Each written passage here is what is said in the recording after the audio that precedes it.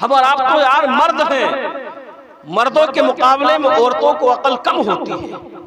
मर्दों के मुकाबले में इस शरीयत का कानून है कि औरतों को अकल कम होती है, लेकिन आज के मर्दों के हिसाब से पिछले जमाने की औरतों की अकल देखिए। हजरत इमाम अहमद इब्न हम्बल रहमतुल्लाह ताला अलैह के पास दो औरतें मसला पूछने के लिए आती हैं। दो औरतें, दोनों सगी बहनें थी, मसला पूछने के लिए आती हैं। आज तो मर्दों को मसला पूछने की जरूरत इमाम साहब से भी नहीं पड़ती है कि नहीं? लोग खुद ही अंदाजा लगा लेते, चलो ऐसा नहीं ऐसा हो जाएगा, है कि नहीं? अगर नमाज में कोई गलती हो जाए उससे, तो वो बाद में नहीं पूछ सकता इमाम साहब से कि सजदा सहव करना होगा या नहीं होगा, या मुझे जो है कैसे नमाज अदा करनी है, नहीं, उसे शर्म महसूस होती है। दो सगी बहनें हजरत इमाम अहमद इब्न हम्बल की बारगाह में मसला पूछने के लिए आई। मसला पूछने का मामला ये होता है कि कोई औरत पहले अपने शोहर से कहे कि मुझे इस मसले की जरूरत है, या तो खुद बताओ या जाकर के पूछ करके आओ। अगर उसका शोहर उस मसले को हल ना करे, ना ही पूछ करके आए, अब औरत को इजाजत है कि वो किसी आलिम मर्द के पास पर्दे में रह करके मसला पूछने के लिए जा सकती है। तो हजरत इमाम अहमद इब्न हम्बल की बारगाह में जो औरतें मसला पूछने के लिए आती थी, पर्दा लगा हुआ था। पर्दे की ओर से आकर के दो लड़कियों ने अपने अपने सवाल रखे। सवाल कैसे थे कि वक्त का इमाम, हमारे मसलब के 4 इमाम गुजरे हैं, हजरत इमाम आजम, हजरत इमाम शाफई, हजरत इमाम मालिक, हजरत इमाम अहमद इब्न हम्बल, तो ये हमारे मसलब के इमाम।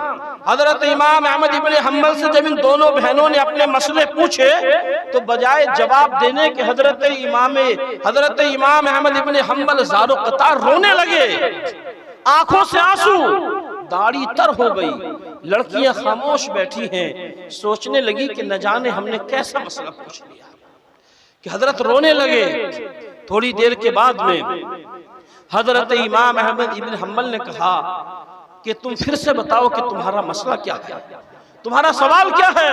मेरा बार बार सुनने को दिल चाहता है कि तुम ऐसा मसला मुझसे पूछने के लिए आई हो। क्या मसला था? उन दोनों बहनों ने आकर के कहा, हजरत हम जब रात में सूत काटती हैं अपने मकान की छत पर बैठ करके, तो हम अपना चराग जलाती हैं। कभी कभी ऐसा होता है कि चराग या तो बुझ जाता है या उसकी रोशनी कम हो जाती है, तो चांद की चांदनी हमारे चरखे पर पड़ती है। उसी चांदनी की मदद से हम चरखा काटती हैं, हम सूत काटती हैं, अपने चरखे को चलाती हैं। तो जब कल हम अपने सूत को बाजार में बेचें, क्या हमको ये बताना पड़ेगा कि ये चराग वाली रोशनी का है और ये चांद वाली रोशनी का है? मसला देखिए, हराम और हलाल का फर्क देखिए। हजरत इमाम अहमद इब्न हम्बल इसलिए ज़ारो क़तार रोए। सोचने वाली बात है, हमारी जिंदगी का दस्तूर भी होना चाहिए। माल जमा करना कोई बुरी बात नहीं है। हजरत उस्मान गनी रज़ी अल्लाह तआला अन्हु तमाम सहाबा में सबसे ज्यादा मालदार थे। माल जमा करना कोई बुरी बात नहीं है, लेकिन अगर हराम तरीके से कमाया जाए तो आदमी अपने मुकद्दर से ज्यादा नहीं कमा सकता, और अगर हलाल तरीके से कमाए तो अपने मुकद्दर से कम भी नहीं कमा सकता।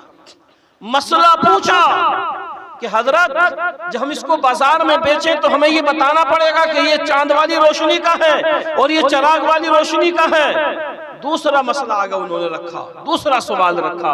हजरत हमारा दूसरा सवाल ये है, जब अपने मकान की छत पर सूत काटती हैं, तो जब कभी कभी हमारा चराग गुल हो जाता है, तो पड़ोसियों के चराग की रोशनी जो हमारे चरखे पर आकर के पड़ती है, हम उसकी मदद से सूत काटती हैं, तो कहीं ऐसा तो नहीं है कि ये हमारे लिए चोरी मानी जाए कि हम उनकी रोशनी से सूत काट रही हैं। हजरत कभी कभी ऐसा होता है कि बादशाह वक्त की सवारी जब इधर से गुजरती है, उसकी शमा, उसकी रोशनी बड़ी तेज होती है। जब वो हमारी छत के करीब से गुजरती है तो हमारे चरखे पर रोशनी ज्यादा पड़ती है, तो हम ये सोचती है कि इसमें चरखा जल्दी चलाया जाए या इसमें सूत अच्छे से काट लिया जाए, तो हजरत ये बात हमारे लिए चोरी तो नहीं मानी जाएगी। बाजार में सूत बेचते हुए कि हमें इस बात को भी जाहिर करना पड़ेगा कि ये ज्यादा रोशनी वाला है और ये कम रोशनी वाला है। हजरत इमाम अहमद इब्न हंबल सवाल सुनते जा रहे हैं, ज़ारो कतार रोते जा रहे हैं। उन्होंने पूछा कि अब तुम मुझे ये बताओ कि तुम कहां से आई हो, तुम कहां से आई हो? हम हजरत बिशर हाफी की बहन हैं। दोनों लड़कियों ने जवाब दिया कि हम हजरत बिशर हाफी की बहन हैं। हजरत इमाम अहमद इब्न हंबल ने कहा, वाकई ऐसी तरबियत किसी आम घर की नहीं हो सकती, ऐसी तरबियत तो किसी अल्लाह वाले के घर की हो सकती है। तो जब बच्चा इस दुनिया में आता है, उसका दिल साफो शफाफ आईना होता है, उसके दिल पर कोई दाग नहीं होता। उसके दिल को मजरूह करने वाले, उसके दिल को दागदार करने वाले उसके माँ बाप होते हैं। उस बच्चे को जिस रास्ते पर डाला जाएगा, बच्चा बड़े होने के बाद में उसी रविश को इख्तियार करेगा। हजरत इमाम अहमद इब्न हंबल ने कहा, ए बच्चियों, ये बात तो तुम्हारे लिए जायज है, ये बात तो जायज है, लेकिन तुम्हारे लिए जायज नहीं है। जायज है, तुम्हारे लिए जायज नहीं है। पूछा, हजरत क्यों? इसलिए कि तुम इतनी बड़ी मुत्तकी हो, इतनी बड़ी परहेजगार हो, जब तुम इतनी बारीकी के साथ हराम और हलाल में फर्क महसूस कर रही हो, तो बाजार में अपना सूत बेचो तो बता करके बेचो कि ये वाला ज्यादा रोशनी वाला है, ये कम रोशनी वाला है, ये चांद की रोशनी वाला है, ये चिराग की रोशनी वाला है। तकवा देखिए, परहेजगारी देखिए। आज भी औरतों का जायजा ले लो, सही माना में 99% औरतों को नमाज पढ़ने का तरीका नहीं मालूम होता है। 99% औरतें कि जब कायदे में बैठती हैं, अपने पैर को खड़ा करती हैं, सही माना में उनको ये नहीं मालूम है कि हमें अपनी नियत कहाँ बांधनी है। हमें रुकू मर्दों की तरह करना है या औरतों के रुकू करने का तरीका अलग होता है। हमें अत्तहियात में मर्दों की तरह बैठना है या औरतों के बैठने का तरीका शरीयत ने अलग बताया है। अल्लाह अकबर कबीरा। हजरात मोहतरम, इंसान की जिंदगी का दस्तूर ये होना चाहिए। वो दो लड़की है, मसला पूछने के लिए आई है। हजरात, आजकल तो हमारे घरों में औरतों को जो उनके जरूरियात के मसाइल होते हैं, पाकी और नापाकी के मसाइल होते हैं, हर महीने आने वाली जरूरत के जो नापाकी के मसाइल होते हैं, औरतों को वो तक मालूम नहीं होते हैं। हमारी बच्चियों को वो तक मालूम नहीं होते हैं। हजरत बिशर हाफी की बहनों को देखिए, मसला पूछने के लिए आई है तो कितना बारीक मसला पूछने के लिए आई है। ये हर घर की तरबियत अपने बच्चों के लिए ऐसी होनी चाहिए, हर घर के लिए तरबियत बच्चों के लिए ऐसी होना चाहिए। आज हम जैसी तरबियत अपने बच्चों को देंगे, वो बड़े होने के बाद में उसी रविश को इख्तियार